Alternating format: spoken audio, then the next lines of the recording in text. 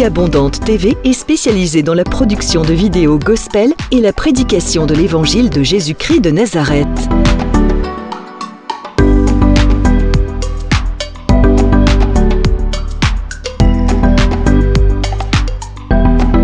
N'hésitez pas à vous abonner à notre chaîne YouTube Vie Abondante TV et sur notre page Facebook.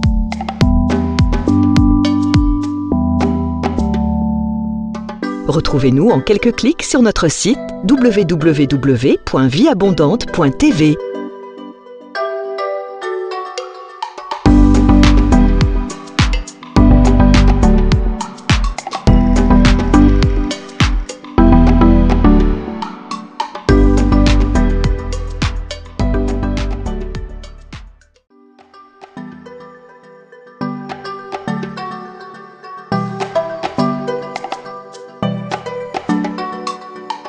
Vie Abondante TV est spécialisée dans la production de vidéos gospel et la prédication de l'évangile de Jésus-Christ de Nazareth.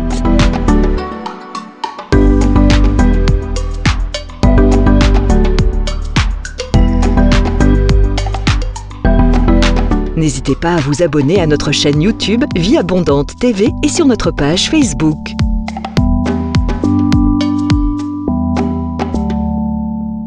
Retrouvez-nous en quelques clics sur notre site www.vieabondante.tv.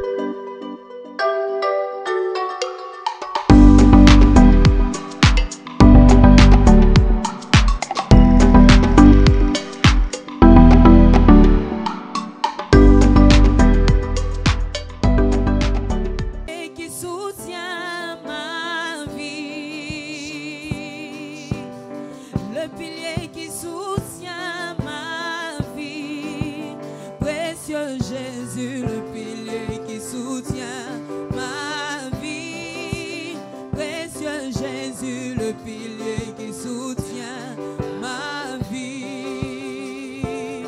Tu es le pilier qui soutient ma vie,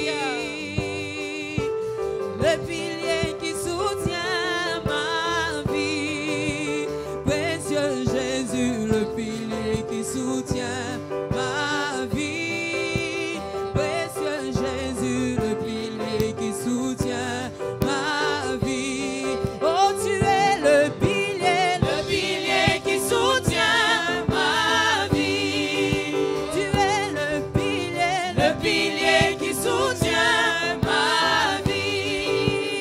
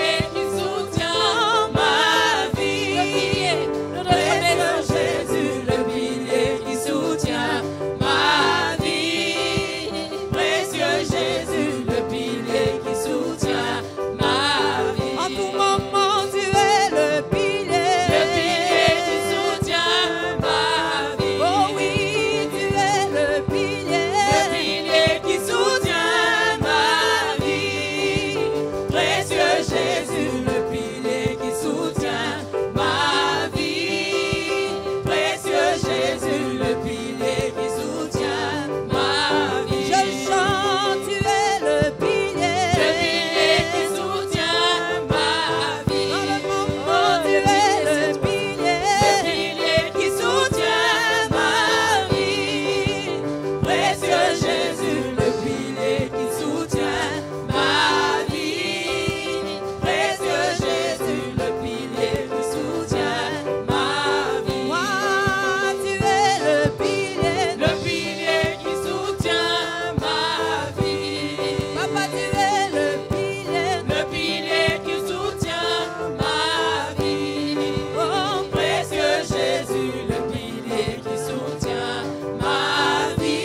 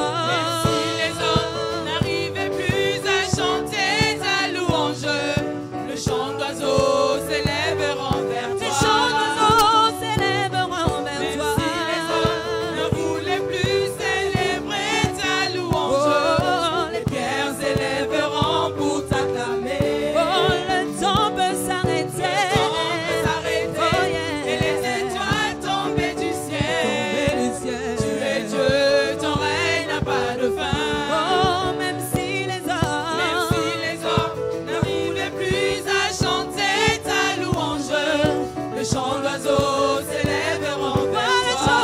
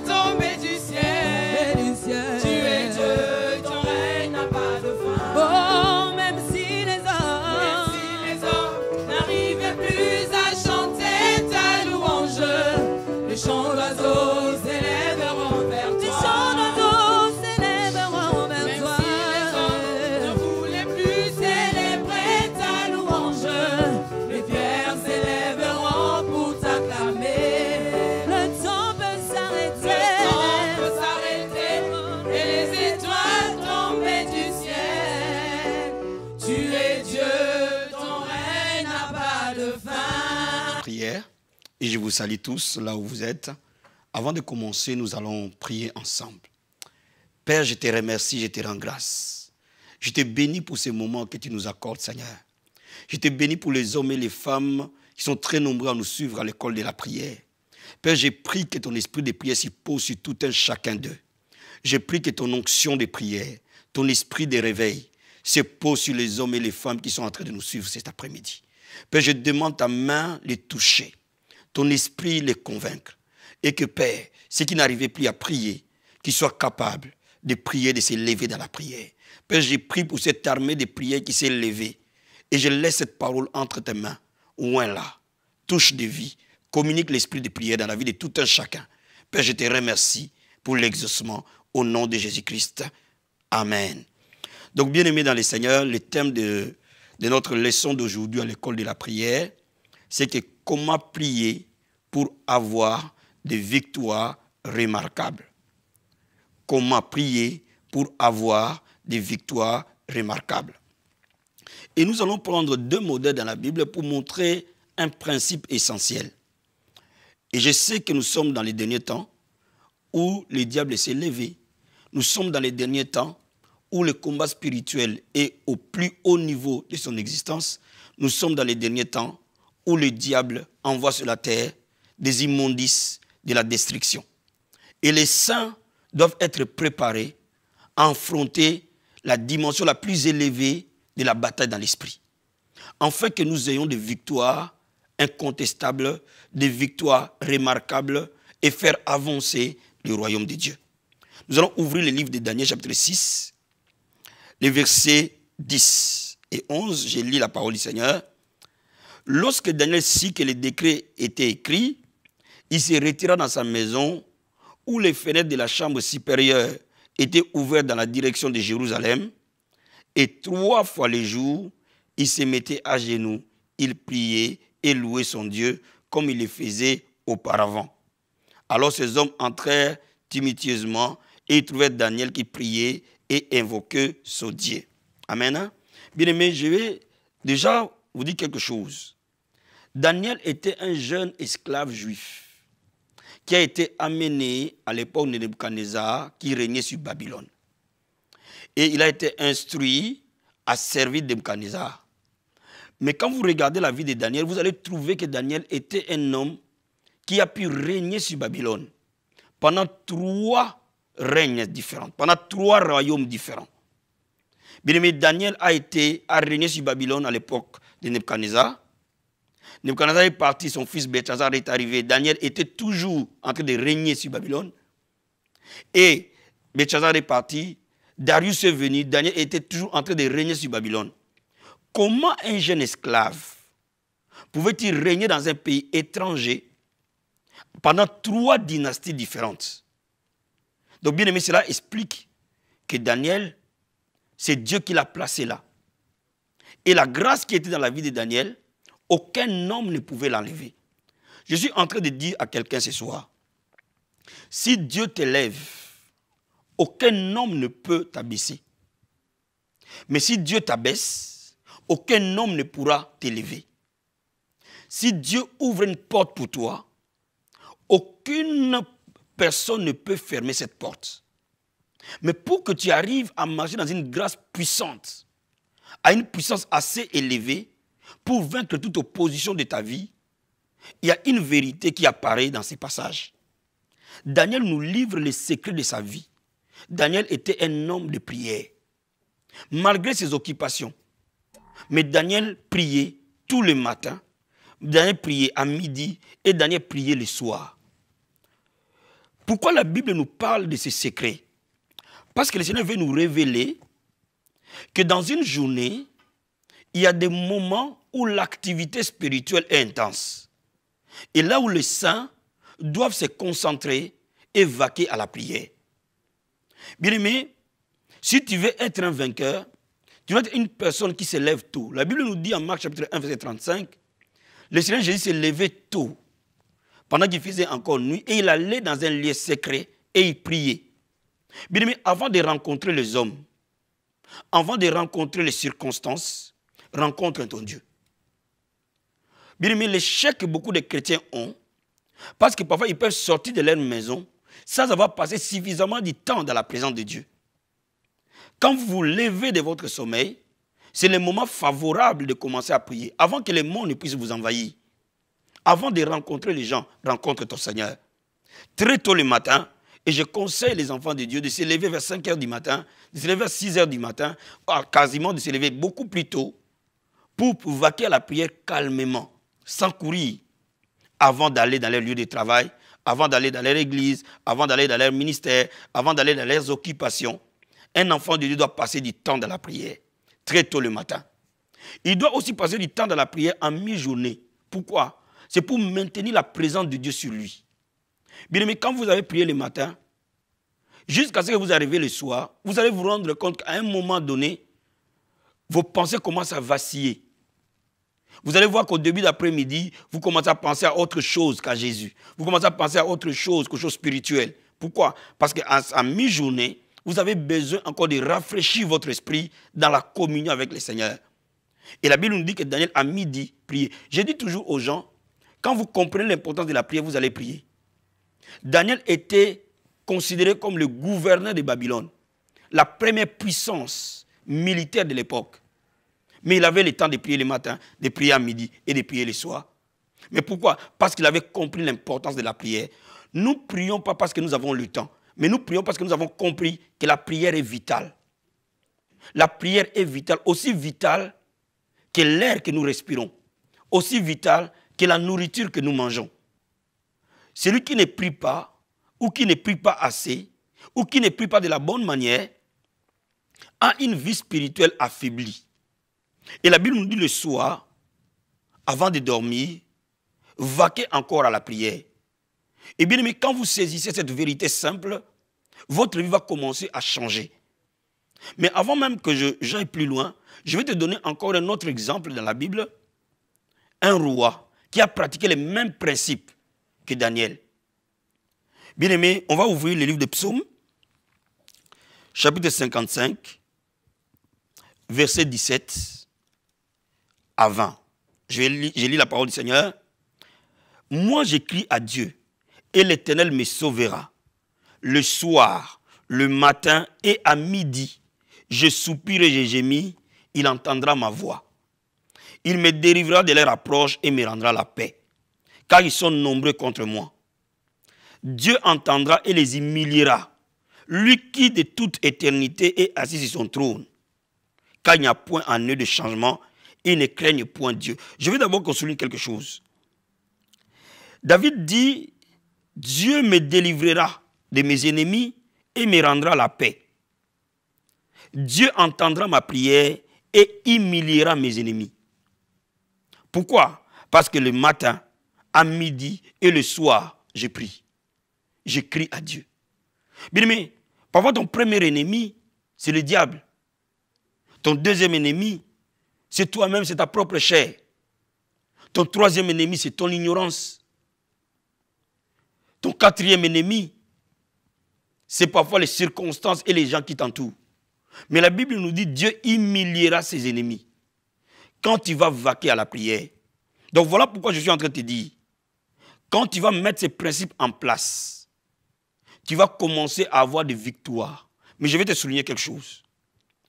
Tout ce que l'homme voit comme bénédiction n'est en réalité qu'une victoire. Le jour où tu te maries, cela veut dire que tu as eu la victoire sur le célibat. Le jour où tu as des enfants, cela veut dire que tu as eu la victoire sur la stérilité. Le jour où tu prospères, cela veut dire que tu as eu la victoire sur la pauvreté. Le jour où ton ministère décolle, cela veut dire que tu as eu la victoire sur le prince des ténèbres qui occupe le lieu là où tu as implanté ton ministère. Donc toute bénédiction est à la base une victoire. Et la Bible nous dit, quand nous mettons cette stratégie de prière en place, le Seigneur humiliera nos ennemis. Quel que soit l'ennemi de ta vie, quel que soit ce qui opprime ta vie, la victoire t'est garantie. Bien aimé, ces principes marchent pour tout un chacun de nous. Ces principes ont marché pour Daniel, ont marché pour David.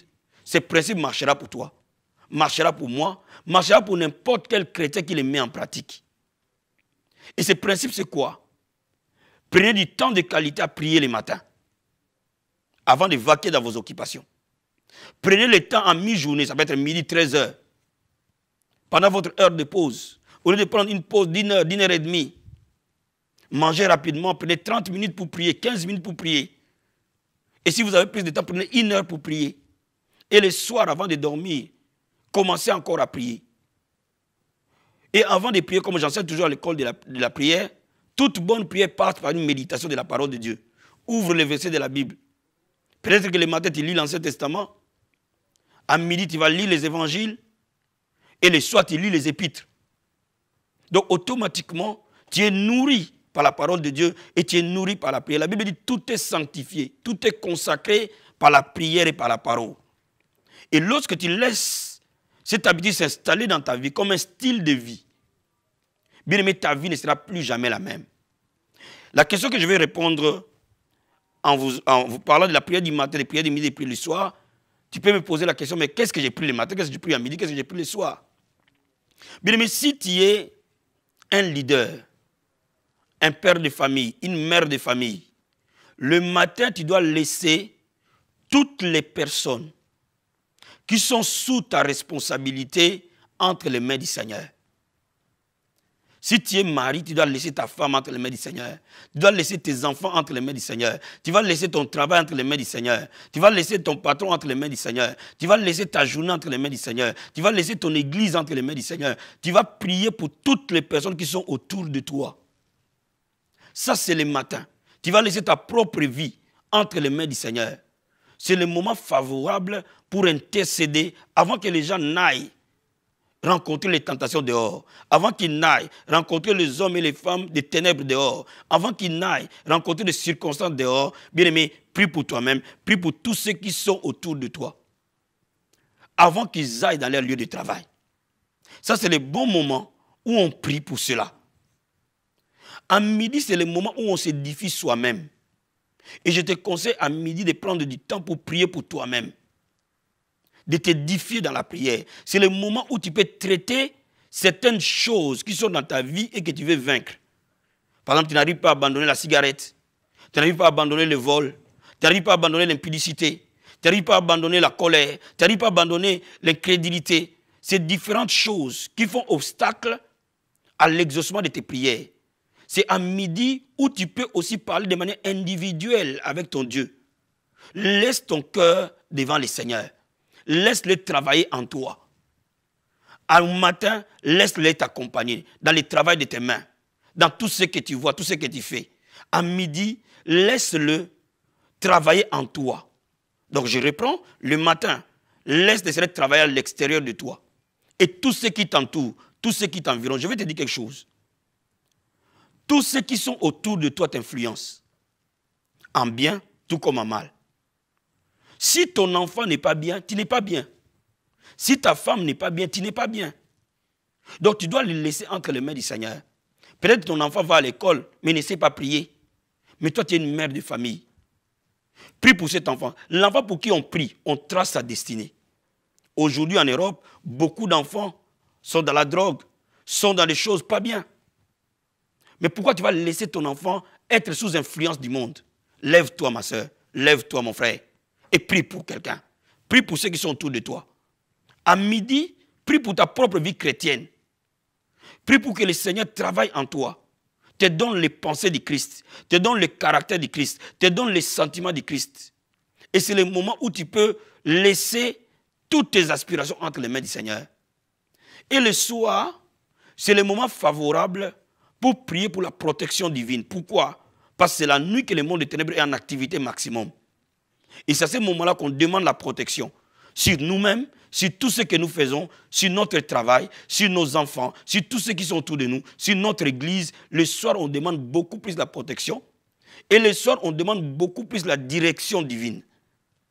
Donc la protection c'est le soir, la direction divine c'est le soir. Parce que c'est le soir que Dieu va te parler. Et dis au Seigneur que j'entende ta voix, que tu me parles par des songes, que tu me parles par des rêves, que tu me montres tous les plans que tu as prévus pour moi, que tu me montres tous ceux qui sont autour de moi. Par exemple, vous savez, il y a des gens qu'on ne peut pas être amis avec. Même si vous rigolez, même s'ils sont contents avec vous. Mais seul Dieu sonne le cœur et les reins. Bien aimé, quand tu commences à demander au Seigneur, si je suis dans la mauvaise voie, amène-moi sur la voie de l'éternité. Bien aimé, Dieu va commencer à te parler.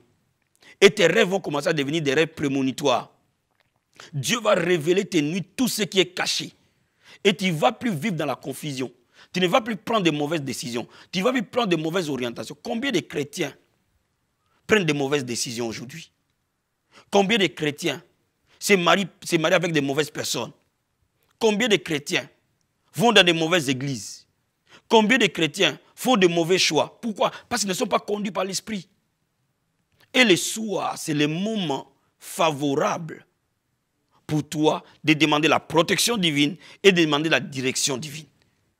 Et vous allez voir que si vous le mettez en place, votre vie de prière ne sera pas monotone. Elle sera très enrichissante. Le matin, vous priez pour tout l'environnement qui vous entoure. Et vous priez pour le travail de vos mains. Pourquoi? Parce que vous allez travailler. Même si vous êtes pasteur, vous allez aller travailler. Dans votre église, dans votre ministère. Si vous êtes en plein temps, vous allez travailler dans votre ministère. Si vous êtes en mi-temps, vous allez travailler à l'extérieur et venir travailler dans le ministère après. Si vous avez un travail professionnel, vous allez aller dans votre travail. À ce moment-là, le travail de vos mains, vous le laissez entre les mains du Seigneur. Votre famille, entre les mains du Seigneur. Votre femme, vos enfants, entre les mains du Seigneur. Vos projets, entre les mains du Seigneur. Et vous demandez la paix de Dieu vous accompagner, la direction de Dieu vous accompagner. À midi, vous travaillez sur vous-même. Et vous demandez au Seigneur de vous changer, de vous transformer. Bien aimé, je dis à quelqu'un, la chair ne peut pas vaincre le péché. La Bible dit, si vous marchez par l'esprit, vous n'accomplirez pas les œuvres de la chair. Cela veut dire que le péché spirituel, c'est dans l'esprit qu'on arrive à vaincre le péché. Cela veut dire que c'est dans l'esprit qu'on marche dans la sainteté. C'est dans l'esprit qu'on marche dans la foi. C'est dans l'esprit qu'on aime Dieu. Sans l'aide du Saint-Esprit dans votre vie, vous ne pouvez pas aimer Dieu. Vous ne pouvez pas prier. Et c'est à ce moment-là que vous avez besoin de communier avec le Saint-Esprit pour que votre vie chrétienne soit toujours solide. Et le soir, vous demandez la protection de Dieu. Beaucoup d'enfants de Dieu ne savent pas l'importance de protéger quelque chose. C'est facile de se marier, mais c'est difficile de garder le mariage. C'est facile d'avoir un enfant, mais c'est difficile d'élever un enfant. C'est facile de commencer une église, mais c'est difficile de garder une église dans la durée. Toute bénédiction de Dieu nous demande la protection. Parce que ce que Dieu nous donne, nous devons la garder. Et vous allez demander à Dieu de garder votre vie chrétienne, de garder vos enfants, de garder, de veiller. Et que tout le plan que l'ennemi veut planifier la nuit, pendant que vous dormez, soit déprogrammé. Si vous le faites, bien aimé, comment vous allez être étranglé la nuit par un sorcier? Comment l'oncle ou la tante ou je ne sais pas qui va venir vous opprimer? C'est impossible. Et c'est le moment où le Saint-Esprit va ouvrir tes yeux de l'esprit. Vous savez, quand les yeux physiques se ferment, les yeux de l'esprit s'ouvrent. À ce moment-là que Dieu va te parler de manière prophétique. Et à ce moment-là que tu as besoin d'entendre la voix de Dieu, te parler par des sons, de parler par des rêves, de te parler même par des voix audibles. Mais il est important que tu sois dans cette atmosphère de prière. Mon frère et ma soeur, si tu commences à les mettre en pratique, ta vie ne sera plus jamais la même. Maintenant, tu commences petit. Commence 20 minutes le matin, 20 minutes à midi, 20 minutes le soir. Tu auras fait 1 heure. Et au fil que tu montes dans la marche chrétienne, tu peux commencer 1 heure le matin, 1 heure à midi, 1 heure le soir. Tu peux commencer 2 heures le matin, 2 heures à midi, 2 heures le soir. Ainsi de suite, selon le rang que Dieu t'a appelé, selon la mission que Dieu t'a donnée, selon son appel dans ta vie. Voilà pourquoi ce soir, je suis venu t'aiguiser un peu. Et que la vie de prière soit ton partage. Maintenant, je veux que tu prennes la position qui te convient. Et je vais prier pour toi pour que la grâce de la prière coule dans ta vie. La Bible dit que ce n'est ni par la puissance, ni par la force, mais c'est par mon esprit. On ne peut pas avoir une vie de prière parce que nécessairement on veut avoir une vie de prière. On veut avoir une vie de prière parce que l'Esprit de Dieu nous saisit. Et la Bible nous dit que le fer aiguise le fer. Et c'est pour cela que je vais prier pour toi. Prends la position qui te convient et lève les mains là où tu es. Si tu peux te mettre à genoux, tu mets tes mains à genoux. Bien aimé, le temps de la victoire a sonné pour toi. Le temps de vivre la gloire de Dieu a sonné pour toi. Le temps de vivre la puissance de Dieu a sonné pour toi. Ô Père, je prie maintenant pour tous tes enfants. J'intercède pour eux maintenant. Je prie pour les pasteurs, les hommes de Dieu. Je prie pour les évangélistes, les intercesseurs. Je prie pour les chantres. Je prie pour tous ceux qui servent dans ta maison. Tu as dit, ma maison sera appelée une maison de prière. Je déclare une armée de prière s'élever dans nos églises. Je déclare que l'onction de la prière te touche là où tu es. Quel que soit ce que tu fais dans la maison de Dieu, que l'esprit de prière soit sur toi. L'esprit de supplication soit sur toi. Que le feu de la prière t'embrase. Et que mon Dieu t'amène à te consacrer à Dieu le matin, à midi et le soir. Quel que soit là où tu es. Dans le nom de Jésus de Nazareth. Père, touche tout un chacun qui a envie de prier. Et qui n'arrive pas de prier, touche le Père. Au nom de Jésus-Christ de Nazareth. Je prie pour les pères de famille, les mères de famille. Que nos maisons soient des sanctuaires de prière. Que le feu de la prière entre dans nos maisons. Transforme nos maisons à ta maison de prière. Que le feu de la prière descende sur toi, oh mon frère. Que le feu de la prière descende sur toi, ma soeur. Au nom de Jésus de Nazareth. Que mon Dieu te fasse grâce. Reçois la grâce de la prière. Reçois la grâce de la prière. Reçois la grâce de la prière. Dans le nom de Jésus-Christ. Je prie pour toutes les personnes qui ont un appel de prière dans leur vie. Que dans cette nation s'élèvent des sentinelles, des hommes et des femmes qui consacrent la vie à prier pour que les réveils naissent en France et que les réveils entrent dans tous les pays francophones, dans le nom de Jésus-Christ. Que nos églises soient transformées en sanctuaires de prière, en lieux de prière, au nom de Jésus-Christ. Reçois la grâce des sentinelles, reçois la grâce de la prière, dans le nom de Jésus-Christ. Merci Seigneur. Que toute maladie te quitte au nom de Jésus-Christ. Que tout obstacle te quitte au nom de Jésus-Christ. Que la vie de sainteté te soit donnée. L'amour de Christ te remplisse. Au nom de Jésus-Christ. Amen. Bien-aimé, sois béni, sois béni, sois béni.